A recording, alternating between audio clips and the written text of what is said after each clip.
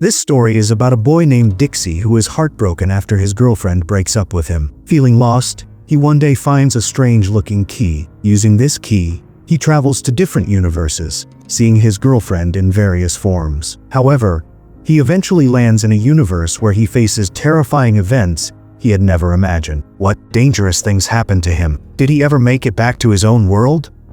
Or was he trapped forever? Let's find out. The story begins at the wedding celebration of Dixie's best friend, Suzette. Dixie isn't enjoying the party because he is in love with her. He sadly sits in a corner drinking. His sister Tiffany tries to console him, telling him Suzette isn't the only girl in the world.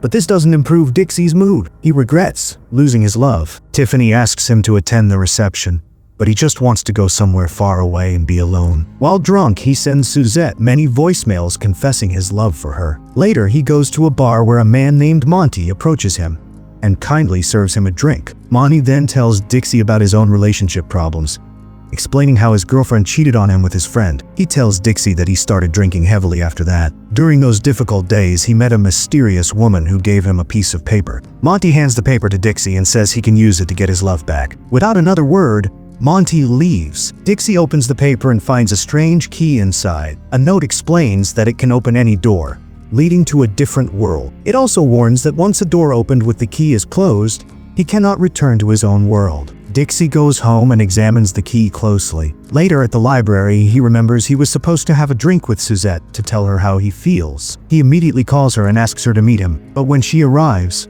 all he can manage to say is that he's writing a romance novel and needs her help. Suzette is happy to hear this and agrees to help. As they're talking, a man interrupts and asks them to move. Back home, Dixie thinks about the key and writes down the pros and cons of leaving his world in a notebook. He returns to the library to read books about parallel universes and tries to use the key on a door. However, someone suddenly opens the door and he stops. He then sits in a coffee shop for a long time, gathering information about parallel worlds. When a waitress brings him the bill, he gets nervous and leaves. Back in his apartment, Dixie once again tries to use the key, but just then, his sister Tiffany knocks. He opens the door, and Tiffany scolds him for not coming to the reception. Then, her eyes fall on the list of pros and cons about parallel universes that Dixie had written. Dixie has no choice but to tell her everything about the key. Tiffany doesn't believe him at first, but Dixie is convinced it's real and wants to test it. Seeing his determination, Tiffany gives him her full support and encouragement. After this, Dixie gets ready for his multi-universe trip, packing some essential items. When he opens the door, they just see the hallway of his apartment. But Dixie doesn't lose hope. Tiffany pushes him outside and closes the door. When Dixie turns to go back in, he finds the door is locked. He knocks on it again and again. Instead of Tiffany, an old woman opens the door and angrily tells him to go away. After this, Dixie uses the key on the same door again and sees a beautiful harbor city. He feels great wandering around and realizes he has entered a different world. He opens another door and this time arrives directly in Suzette's office. He sees an angry Suzette walking towards him. She expresses her disappointment that he didn't come to her child's party and tells him to leave.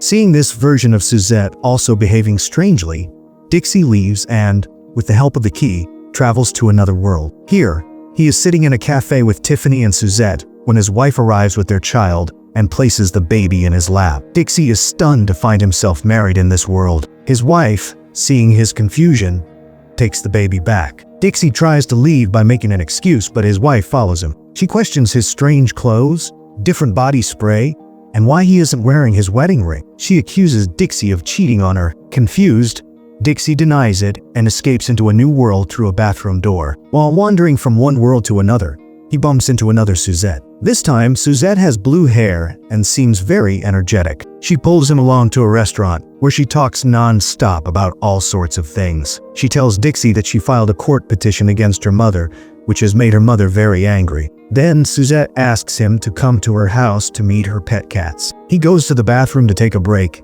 and Suzette follows him to the door. When he comes out of the bathroom, he is shocked to find Suzette standing there. She asks him if he is okay. Dixie can't take it anymore. Apologizing to the blue-haired Suzette, he opens the bathroom door and leaves. In the new world, he sees another Suzette sitting on a beach. Seeing him, the Suzette happily says, "Hi," and asks him to apply sunscreen on her. From her conversation, Dixie realizes that this Suzette is already in a relationship with another Dixie. and has mistaken him for her own. Leaving from there, Dixie finds himself in Reykjavik, where a different Suzette comes from behind and hugs him. He is surprised but also happy to see her. When he steps into the next world, he meets a pregnant Suzette sitting on a sofa with another woman. To escape this situation, he moves to yet another world, where he is disappointed to learn that he and Suzette had never met. Dixie has a good time with the party-loving Suzette in Reykjavik. They drink and have fun together. Meanwhile, Dixie visits several other universes that aren't right for him. In one world, Suzette was a mother, and in another, someone else was her boyfriend. In one universe, Dixie sees himself with a pregnant woman named Abby and tries to feel her pregnancy with his hands. There was also a world where Suzette and Dixie lived together. Seeing him there, that Suzette wakes up her Dixie and points towards our Dixie. He then leaves. After wandering through different worlds, he decides to stay with the Reykjavik Suzette. They are about to get intimate when Dixie has to use the bathroom and accidentally opens the door with the key. He realizes his mistake and tries hard to go back, but he can't. Wandering through different worlds, his clothes become quite dirty. He stops at a laundromat to wash them. Feeling hungry, he then tries to steal bread from a coffee shop. Just then, a salesgirl in the shop, Gwen, approaches him and asks if he wants his usual favorite item. Without recognizing her, Dixie says yes. Gwen says she will add it to his tab and Dixie accepts. Gwen then comes to his seat and asks about his strange behavior. She is surprised that Dixie is pretending not to know her and doesn't understand their inside joke about the tab. Before Gwen can say more, the Dixie of her universe enters the shop. Our Dixie immediately hides under the table. When the other Dixie leaves after getting his order, Gwen comes to our Dixie, introduces herself, and asks who he is. Before he can answer, a customer arrives, interrupting them. Gwen asks him to wait until her shift is over. After her shift, they both sit in a bar and discuss Dixie's search for Suzette. Gwen says that searching for Suzette this way is pointless because the Suzette of another universe will be a stranger to him. After this, they start to get to know each other, and Gwen invites him to her house to drink 18-year-old whiskey. At Gwen's house, they both have another drink. Gwen kisses him and invites him to play strip air hockey. They then play Scrabble and build a tower of snacks. While enjoying themselves, they both fall asleep on the couch. The next day, when Dixie wakes up, he finds Gwen sleeping right next to him. They ask each other what happened and try to remember the events of the night. After this, Gwen starts making breakfast for him. That night, they watch the version of The Matrix from Gwen's universe, in which Will Smith plays the role of Neo. They have another round of drinks and talk about their lives. Dixie tells her that Suzette and Tiffany were best friends since childhood, and he always waited for a chance to kiss Suzette. Finally, as he is leaving that universe, he goes to the house's pool area, where he finds Tiffany staring at him in surprise. Seeing him, Tiffany starts crying and explains that in this universe, he had already died. She runs and hugs him, and they both fall into the pool. Inside the house, Dixie tells his whole story to Tiffany. She asks him how the parallel worlds work. Dixie uses a jar of candies to explain how the key transports him to different worlds. Tiffany then tells him that the Suzette of this universe is not a good person, which is why they never became best friends.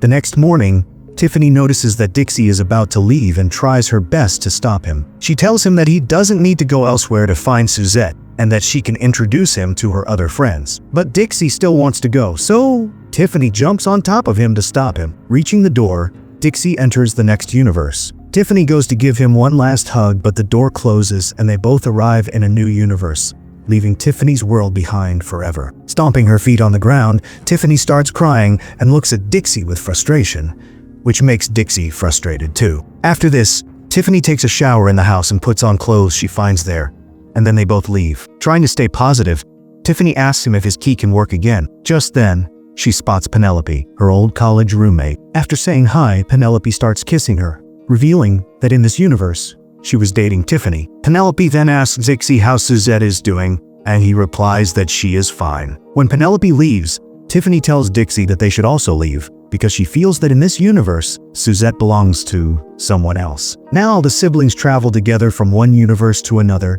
enjoying the sights of different places. Even though they don't find Suzette, they are both very happy. While they are resting, Tiffany asks him why he needs Suzette so badly. Dixie tells her that the memory of playing hide and seek with Suzette is still fresh in his mind. He would hide behind the bushes, and Suzette would look at him with a smile.